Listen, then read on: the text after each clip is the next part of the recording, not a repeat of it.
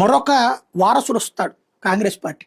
అదేంటి, రాహుల్ గాంధీ పెళ్లి చేసుకున్నాడా, ఆయనకి ఏమైనా పిల్లలు ఉన్నారా, లేకపోతే పిల్లల్ని కన్నాడా అంటే కాదు.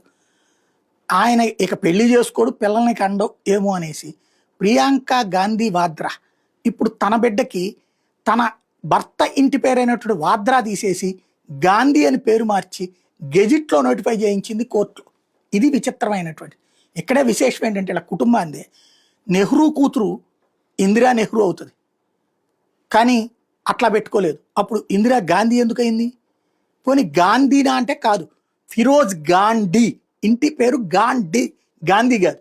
ఫిరోజ్ గాంధీ భార్య ఇందిరా గాంధీ, ఇందిరా గాంధీ. కానీ ఆవిడ గాంధీని కాస్త నిదానంగా డాని తీసేసేసింది, ఇందిరా గాంధీ అనిపించుకుంది. నెహ్రూ కూతురు కాకంటే గాంధీ గారి కూతురు అనుకున్నారు జనాలు అందరూ కూడా. ఆ రోజుల్లో చదువులు తక్కువగా ఉంటుంది, అది ఉపయోగపడింది. గాంధీ గారి వారసత్వమే అనుకుంటున్నారు ఇప్పుడు.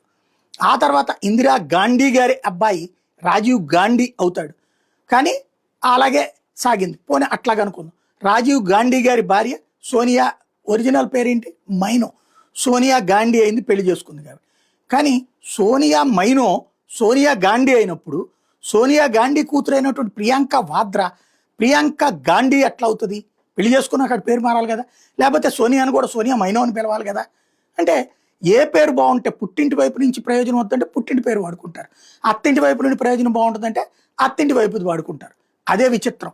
ఇప్పుడు ఈ గాంధీ కాస్త గాంధీ అయ్యి ప్రియాంక గాంధీ గారికి సంబంధించినటువంటి ఏదైతే ఆయన భర్త, ఆవిడ భర్త రాబర్ట్ వాద్రా అయితే రైహాన్ వాద్రా, మిరయా వాద్రా కాస్త ఇప్పుడు రైహాన్ గాంధీ అయిపోయాడు. ఆయన భవిష్యత్ కాంగ్రెస్ పార్టీ వారసుడు. రేపొద్దున రాహుల్ గాంధీకి ఏదైనా అయితే ప్రియాంక గాంధీ వాడ్రా పోతుంది. అప్పుడు ఆ తర్వాత వాళ్ళకిద్దరికి ఏదైనా అయితే ఆ తర్వాత ఈ వారసుడు వస్తాడు. అదే ఇక్కడ స్పెషాలిటీ.